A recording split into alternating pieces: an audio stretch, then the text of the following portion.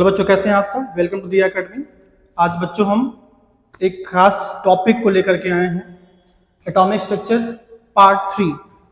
बच्चों हमने इसके पहले भी एटॉमिक स्ट्रक्चर की बात की है ना। हमने ऑर्बिट क्या है, ऑर्बिटल क्या है, शेल क्या है, सबशेल क्या है ना। किस सेल में कितने इलेक्ट्रॉन्स होते हैं, किस सेल की क्या न्यूमेरिक वैल्यू होती है, किस सेल का क्या नाम होता है, ये सब बातें हो चुकी हैं। आज हम उसके आगे बढ़ेंगे बच्चों। इलेक्ट्रॉनिक कॉन्फ़िगरेशन जो बहुत ही इंपॉर्टेंट है ना। और इलेक्ट्रॉनिक कॉन्फ़िगरेशन के साथ ही साथ हम जानेंगे वैलेंसी एंड वैलेंस इलेक्ट्रॉन। ठीक है बच्चों, वैलेंसी और वैलेंस इलेक्ट्रॉन भी हम इलेक्ट्रॉनिक कॉन्फ़िगरेशन के थ्रू ही समझेंगे। इलेक्ट्रॉनिक कॉन्फ़िगरेशन बहुत बड़ा टॉपिक है, बहुत ही क्रूशियल है, बहुत ही इंपॉर्टेंट है। और चाहे क्लास 9th केमिस्ट्री हो, चाहे 10th की हो, चाहे 11th, चाहे 12th, ये सभी के लिए इक्वली इंपॉर्टेंट है।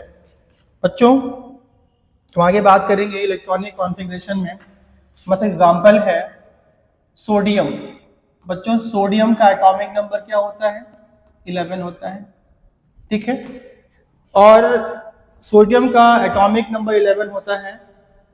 और हाँ, एक चीज और इम्पॉर्टेंट है, इलेक्ट्रॉनिक कॉन्फ़िगरेशन समझने से पहले आपको जितने भी एटम्स हैं, एलिमेंट्स हैं, सभी का एटॉमिक नंबर प्रिपेयर करना होगा। तो किसी भी एटम का एटॉमिक नंबर प्रिपेयर करने के लिए आपके पास एक बहुत ही प्यारी सी ट्रिक मैं देने वाला हूं। वो ट्रिक क्या है देखिए यहाँ बच्चों, यहां पर देखेंगे आप हलीना करे, हलीना करे, हलीना करे रब से फरियाद। हलीना करे रब से फरियाद, फिर आपका बेटा मांगे कार, स्कूटर, बाप राजी। बच्चों आपको किसी भी एटम का एटॉमिक नंबर लर्न नहीं करना होगा। इस ट्रिक से अपने आप लर्न हो जाएगा। इस ट्रिक से अपने आप एटॉमिक नंबर आपका तैयार हो जाएगा। बच्चों हम पहले बात कर रहे हैं P block element. P block element में आप जानते हो कि पी ब्लॉक एलिमेंट में दो ग्रुप होते हैं, first and second group. Complete table में क्या होता है आपका, मॉडर्न पीरियड टेबल में कंप्लीट 18 ग्रुप होते हैं और 7 पीरियड्स होते हैं। आप जानते हैं कि फर्स्ट एंड सेकंड ग्रुप क्या होता है आपका, एस ब्लॉक होता है। फिर आपका थर्ड से लेकर के बच्चों 12 तक क्या होता है, डी ब्लॉक होता है। और 13 से लेकर के 18 तक क्या होता है आपका, पी ब्लॉक होता है ना। और जानते हो S block, D block, P block, एक होता है हमारा एफ ब्लॉक। बच्चों दिमाग में रखिएगा कि एफ ब्लॉक में दो ग्रुप होते हैं। पहले ग्रुप में हलीना मतलब हाइड्रोजन, मतलब हाइड्रोजन, हलीना करे रब से फरियाद, ली मतलब लिथियम, ना मतलब सोडियम, हलीना करे रब से hydrogen, lithium, sodium, potassium, rubidium से मतलब सीजियम, और फरियाद मतलब फ्रांसियम। बच्चों ये आपका हो गया क्या, फर्स्ट ग्रुप के सभी एलिमेंट लिख गए, hydrogen, lithium, sodium, potassium, rubidium, caesium और फ्रांसियम। हलीना करे रब से फरियाद, अब फॉर हाइड्रोजन, ली फॉर लिथियम, ना फॉर आपका सोडियम, यानी करे मतलब पोटेशियम के, रब मतलब रुबिडियम मतलब आरबी, और से मतलब सीजियम मतलब सीजियम, और फरियाद मतलब फ्रांसियम। बच्चों हाइड्रोजन का एटॉमिक नंबर आपको दिमाग में रखना कितना है, 1। कितना है, 1 है। तो मैं आपको एक सीक्वेंस दे रहा हूं, 2, 8, 8, 18, 18, और 32। बच्चों किसी भी ग्रुप में जो एलिमेंट्स होते हैं उनके बीच जो एटॉमिक नंबर का डिफरेंस होता है इसी पर बेस्ड होता है। समझिएगा, अगर हाइड्रोजन का एटॉमिक नंबर 1 है और हमें लिथियम का एटॉमिक नंबर फाइंड आउट करना है तो कैसे करेंगे? हाइड्रोजन के एटॉमिक नंबर में हम 2 ऐड कर देंगे। जब 2 ऐड कर दिया तो 1 + 2 3 हो गया। अब हमें सोडियम का निकालना है तो सोडियम पहले कौन है? लिथियम। एटॉमिक नंबर लिथियम कितना बच्चों? 3 है। 3 को हम अगले वाले में ऐड कर देंगे, कितना हो गया? 3 + 8 11। हमें अब पोटेशियम का निकालना है तो पोटेशियम का एटॉमिक नंबर फाइंड आउट करने के लिए अगर हम 11 में फिर 8 को ऐड कर देंगे, कितना जाएगा बच्चों? 11 + 8 19 हो गया। ऐसे ही रुबिडियम का एटॉमिक नंबर फाइंड आउट करना है तो हम पोटेशियम के एटॉमिक नंबर में करें बच्चों, हम पोटेशियम के एटॉमिक नंबर में अगला क्या है? 18 ऐड कर देंगे तो 9 + 8 यहां पर 37 हो जाएगा बच्चों। जब 19 प्लस हम 18 कर देंगे तो 37 हो जाएगा, है ना। फिर अगर हमें सीजियम का एटॉमिक नंबर फाइंड आउट करना है तो अगला क्या है? फिर 18 है, फिर 18 है।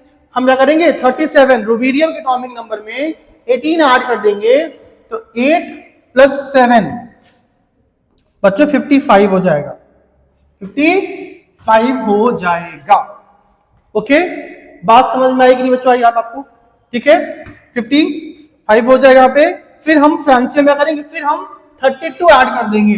32 बच्चों जब ऐड करेंगे तो ये आपका हो जाएगा 87। तो आपको किसी भी एलिमेंट का एटॉमिक नंबर लर्न नहीं करना पड़ा, आपने ट्रिक के थ्रू फाइंड आउट कर लिया। पहला काम किया, हली ना करे रब से फरियाद। पहले ग्रुप में ह फॉर हाइड्रोजन, ली फॉर लिथियम, ना फॉर सोडियम, करेफ मतलब पोटेशियम, रुबिडियम, रब मतलब रुबिडियम, से मतलब सीजियम और फरियाद मतलब फ्रांसियम। फिर हमें यहाँ पर हाइड्रोजन एटॉमिक नंबर 1 पता था, 1 में हमने ये 2 ऐड किया 3 हो गया। जब हमने 8 ऐड किया 11 हो गया। फिर हमने 8 ऐड किया 19 हो गया। हमने 18 ऐड किया 37 हो गया। हमने 18 ऐड किया 55 हो गया। हमने 32 ऐड किया, ये 87 हो गया। पहले ग्रुप के लिए ये सीक्वेंस था। शुरुआत कहां से हुई थी? 2 से हुई थी। लेकिन बच्चों आते हैं हम सेकेंड ग्रुप में आते हैं। ये हमारा बच्चों क्या है? ये फर्स्ट ग्रुप था, किसका था? एस ब्लॉक का था। किसका था? हमारा एस ब्लॉक का। ठीक है, फिर आएंगे हम पी ब्लॉक पे। बच्चों यहाँ पहला हमारा है, बेटा मांगे कार स्कूटर बाप राजी। बेटा मतलब बेरिलियम, मांगे magnesium, car calcium, scooter strontium, बाप बेरियम, राजी रेडियम। बच्चों ध्यान दीजिएगा, ठीक है। ओके, इसका एटॉमिक नंबर कितना होगा? ये कितना है? 3, तो ये कितना जाएगा हमारा? आपका 4। ये कितना है? 11, ये जाएगा कितना आपका? 12 हो जाएगा। ये कितना है? 19, बगल वाला 20 हो जाएगा। ये कितना है? 37, ये 38 हो जाएगा। ये कितना है? 55, ये 50 बच्चों ये आपका 56 हो जाएगा। बच्चों ये कितना है? 87, तो ये हमारा 88 हो जाएगा। तो आपको बस इसको ट्रिक से निकालना पड़ा और अपने आप तैयार हो गया। अगर सपोज आपको सिर्फ इसका निकालना है तो आपको बी का एटॉमिक नंबर पहले से अगर तैयार है, कितना है? 4, तो आप शुरू कहां से करेंगे? 2 हटा देंगे, 8, 18, फिर 32, 8, 8, 18, 32। बच्चों ये 4 था, 4 + 8 12 हो गया। फिर 12 + 8 20 हो गया। फिर 20 + 18 38 हो गया। फिर 38 + 18 56 हो गया, और 56 प्लस 32 88 हो गया। यानी कि beryllium, magnesium, calcium, strontium, barium और रेडियम सबका एटॉमिक नंबर यहां पर, ना आपको कोई सिंबल को याद करना पड़ा, न ही किसी एटॉमिक नंबर को याद करना पड़ा। एटॉमिक नंबर निकालने का, फाइंड आउट करने का इससे अच्छा ट्रिक नहीं हो सकता बच्चों। तो आपको इस ट्रिक के थ्रू आपको मैं चार्ट प्रोवाइड कर दूंगा, है ना, पीडीएफ प्रोवाइड कर दूंगा कैसे आपको तैयार करना है। ये थी कहानी एस ब्लॉक की, ठीक है ना। अब मैं बात करूंगा किसी भी एलिमेंट, किसी भी एटम का इलेक्ट्रॉनिक कॉन्फ़िगरेशन क्या होता है, इलेक्ट्रॉनिक कॉन्फ़िगरेशन कैसे फाइंड आउट आप करेंगे, ठीक है ना। बच्चों हमने कहा सोडियम का एटॉमिक नंबर कितना है 11।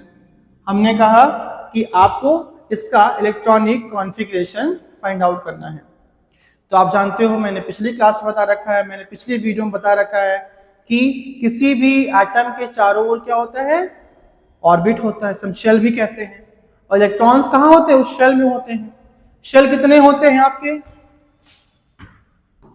के, L, M, N and so on. But आपको फिलहाल अभी के, एल, एम, एन तक ही पढ़ना है बच्चों। के की मैक्सिमम लिमिट कितनी होती है, 2 होती है, ठीक है। एल की कितनी होती है, 8 होती है। एम कितनी होती है, 18 होती है। एन की 32 होती है। पिछली क्लास में मैंने बताया था, पिछली वीडियो में मैंने बता रखा था कि के सेल में 2 इलेक्ट्रॉन होंगे, क्यों होंगे बता रखा है। एल में 8 होंगे, क्यों होंगे वीडियो में बता रखा है। एम में 18 होंगे, एन में 32 होंगे। शेल और सबसेल, ऑर्बिट, ऑर्बिटल, पूरी कहानी मैंने पिछली वीडियो में आपको बता रखी है। तो जरूर जाकर के वो वीडियो देख लेना, तभी आपको आगे समझ में आएगा। बच्चों के सेल में 2, एल में 8, एम में 18, एन में 32 इलेक्ट्रॉन्स होंगे। लेकिन आपको बता रखा था मैंने कि सिर्फ शेल नहीं होता है, सेल के अंदर सबसेल भी होते हैं। घर में कमरे होते हैं, कमरे में अलमीरा होती है, सोफे होते हैं, वैसे ही किसी भी सेल के अंदर सबसेल होता है। सेल जो होती है इलेक्ट्रॉन के होने की, यानी कि एक एग्जैक्ट प्लेस नहीं है, पॉसिबल प्लेस है, पॉसिबल एरिया है, लेकिन उसके अंदर, सेल के अंदर एग्जैक्ट लोकेशन क्या होता है ये हम सबसेल से जानते हैं। और बच्चों पिछली क्लास में बता रखा था मैंने कि सबसेल एस, पी, डी और एफ होता है। एस में 2 इलेक्ट्रॉन्स, पी में 6, डी में 10 और एफ में 14 इलेक्ट्रॉन्स होते हैं।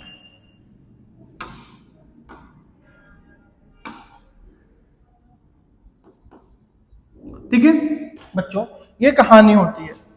अब मैंने कहा कि ये हमारा है सोडियम, एटॉमिक नंबर 11। बच्चों ये है न्यूक्लियस, इसके अराउंड पहला शेल, फिर सेकेंड शेल, थर्ड सेल, ये हमारा है फोर्थ सेल। के, एल, एम और एन।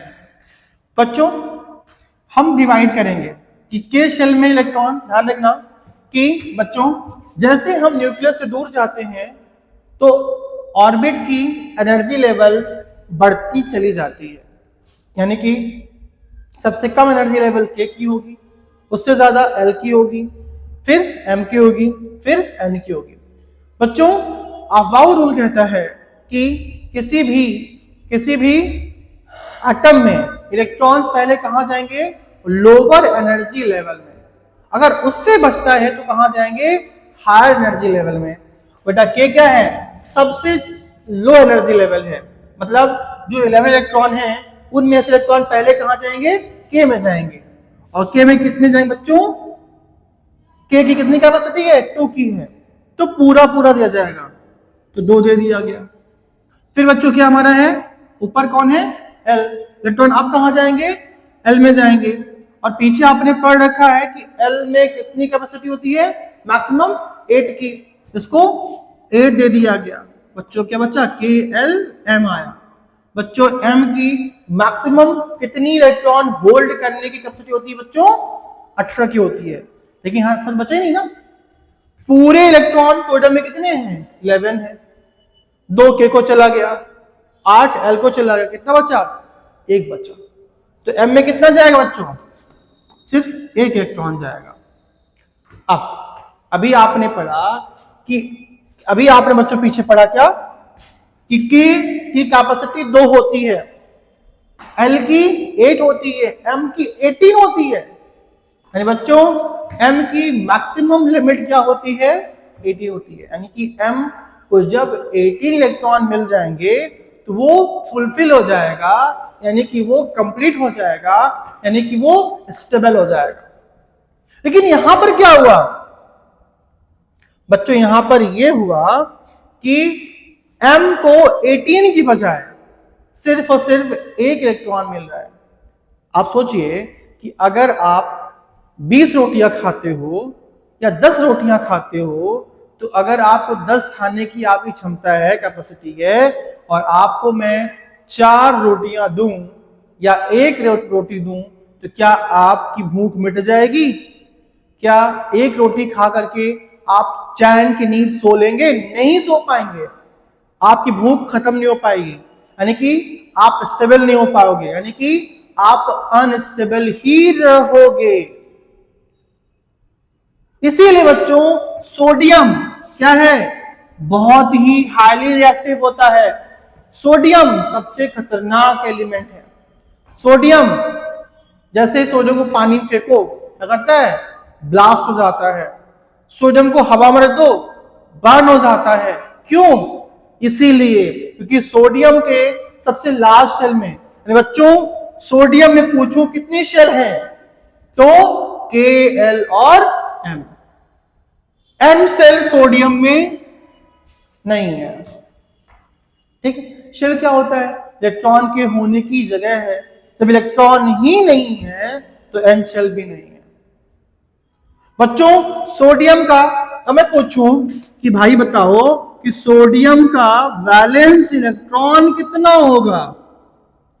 बच्चों वैलेंस इलेक्ट्रॉन का सीधा मतलब होता है किसी भी एटम के आउटर मोस्ट शेल में कितने इलेक्ट्रॉन हैं। तो बच्चों देखा जाए सोडियम का सबसे आउटर मोस्ट शेल कौन सा है?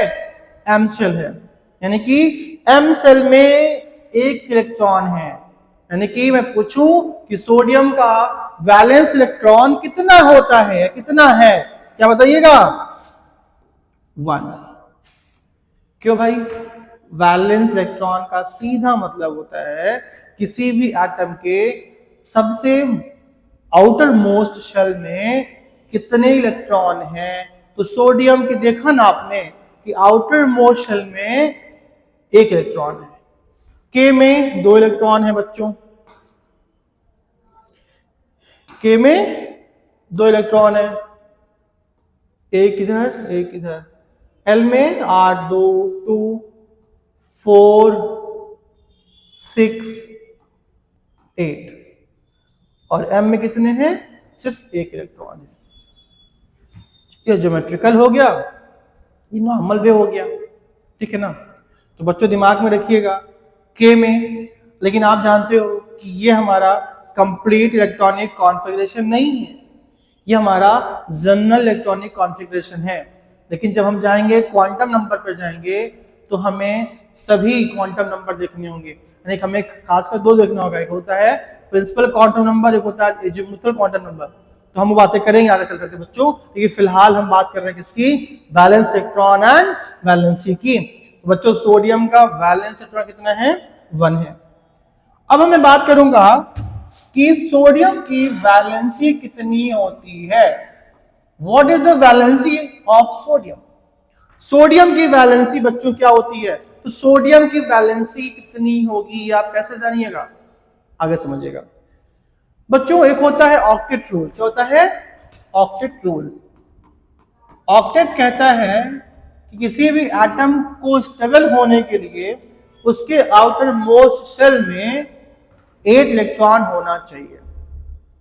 ये थ्योरी जो है कुछ हद तक सही है, लेकिन उसके बाहर सही नहीं है। यहाँ पर जो स्टेबिलिटी होती है वो फुल फील्ड होती है या हाफ फील्ड होती है, ऑक्टेट रूल नहीं होता है। बट फिलहाल यहाँ पर आपको हम ऑक्टेट रूल पर ही लेकर के चल रहे हैं। ऑक्टेट रूल कहता है किसी भी एटम के आउटर मोस्ट शेल में 8 इलेक्ट्रॉन होना चाहिए, लेकिन यहां कितना है? सिर्फ 1। होना कितना चाहिए था? 8 होना चाहिए था, है तो एक ही है। अच्छा, लेकिन जब तक ये 8 नहीं हो जाएगा तो ये क्या होगा? अनस्टेबल रहेगा, स्टेबल नहीं रहेगा। यानी सोडियम को अगर स्टेबिलिटी लानी है तो आउटर मोस्ट शेल में 8 रखना होगा। अच्छा, अब 1 है तो 8 कैसे होगा? किसी न किसी साथ का लेगा नहीं। कोई भी एटम या कोई भी एटम मैक्सिमम 3 इलेक्ट्रॉन दे सकता है और 3 ले सकता है एट नॉर्मल सर्कमस्टांसेस। यानी कि मैक्सिमम कोई कितना भी इलेक्ट्रिक क्यों हो, वो 3 से ज्यादा इलेक्ट्रॉन नहीं दे पाएगा, नहीं ले पाएगा। तो अगर सोडियम किसी से 3 लेता भी है कितना होगा? 4 हो पाएगा। तो लेने से सोडियम, अगर सोडियम किसी से इलेक्ट्रॉन लेता है 3 ठो तो 4 ही हो पाएगा, मतलब 8 होना नहीं है। तो सोडियम इलेक्ट्रॉन लेने की बजाय क्या करेगा? किसी को दे देगा।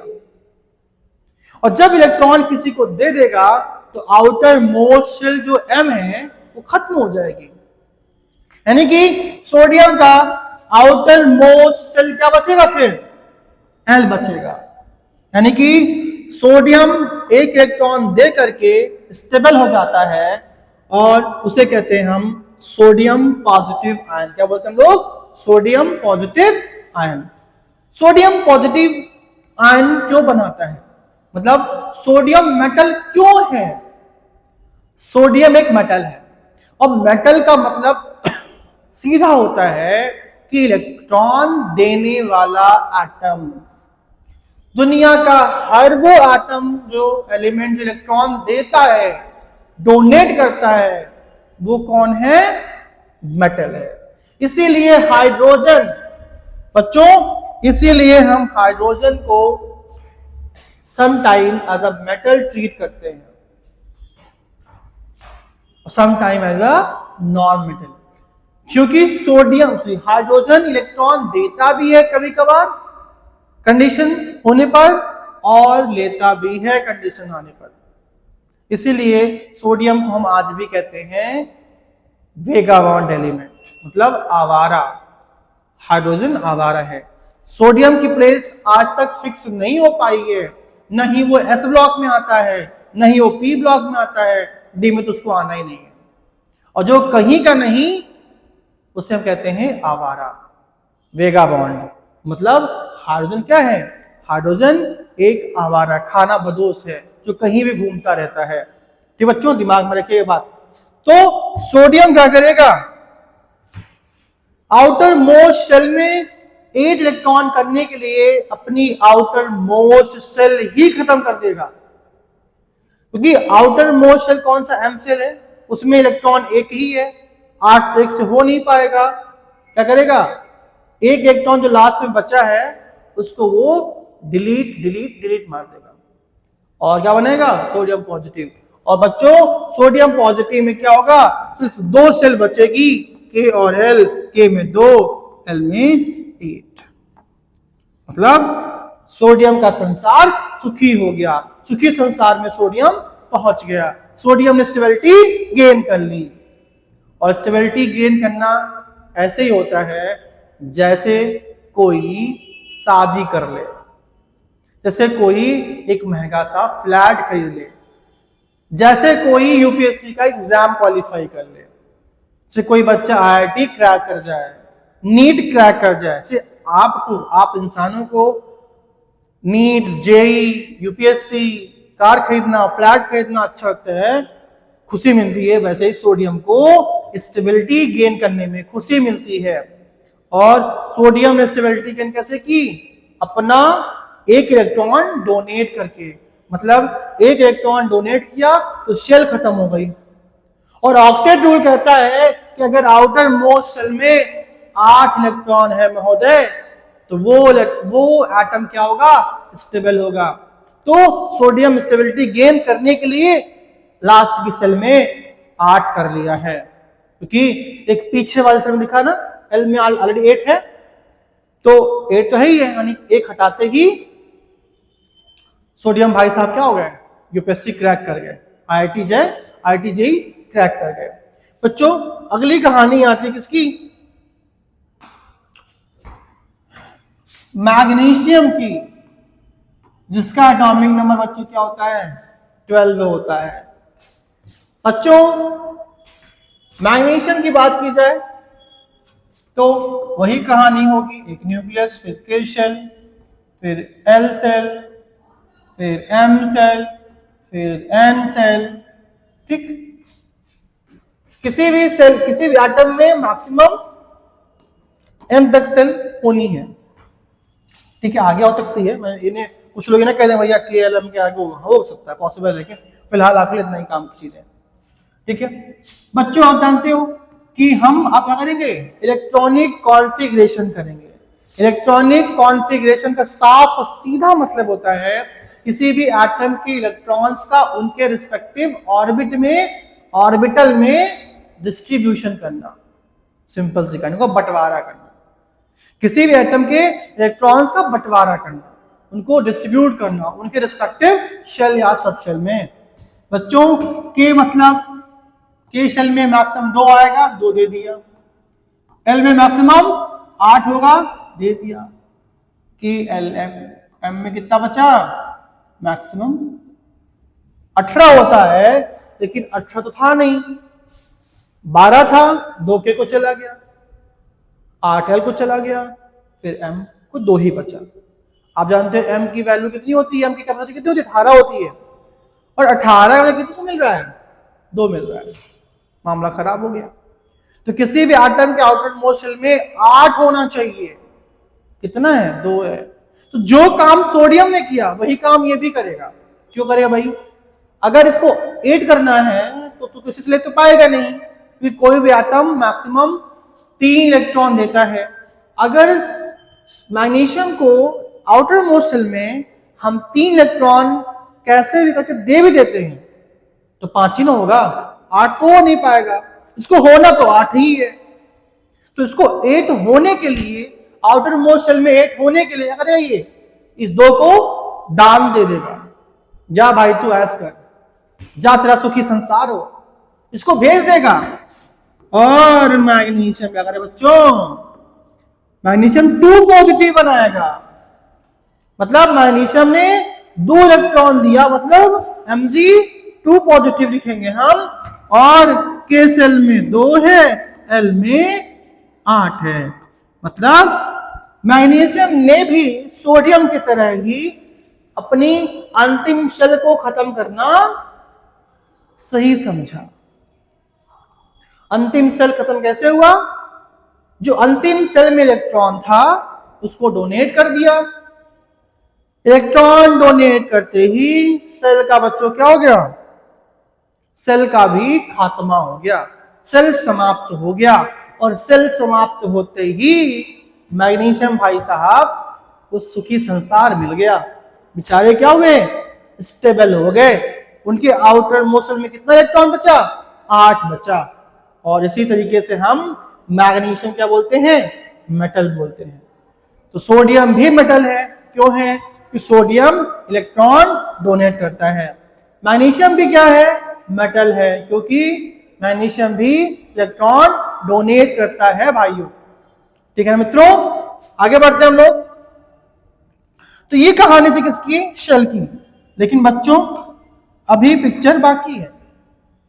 पिक्चर बाकी बच्चों ऐसे है कि मैग्नीशियम में तो आप तो जान गए कि 2 इलेक्ट्रॉन थे, के को 2 मिल गया, एल को 8 मिल गया, ठीक है, और एम को भी 2 मिल गया। तो बच्चों ये जो बंटवारा हुआ इलेक्ट्रॉन का, जो डिवाइड हुआ, जो डिस्ट्रीब्यूशन हुआ, वो सेल में हुआ। लेकिन आप जानते हो कि सेल एग्जैक्ट लोकेशन नहीं है, सेल के अंदर सब सेल होता है, सब सेल में ही एग्जैक्टली इलेक्ट्रॉन रहते हैं। यानी कि बच्चों आपको मैंने पीछे बता रखा है, आप जानते ही हो के सेल में एक सब सेल होता है, मतलब जो 2 इलेक्ट्रॉन के को मिले हैं दोनों कहाँ चले गए, एस में चले गए।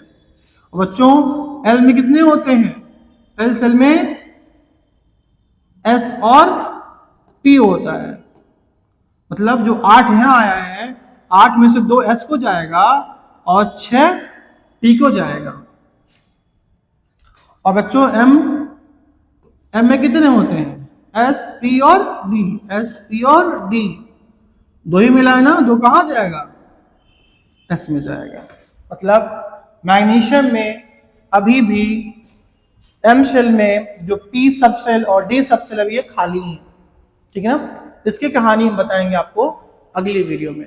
अगली वीडियो में हम डिटेल्ड बताएंगे कि इलेक्ट्रॉन्स कैसे सब सेल में जाते हैं, कैसे सेल में रहते हैं, पूरी कहानी हम बच्चों अगली वीडियो में बताएंगे। तो जुड़े रहिए दिया एकेडमी के साथ। जय हिंद, जय भारत।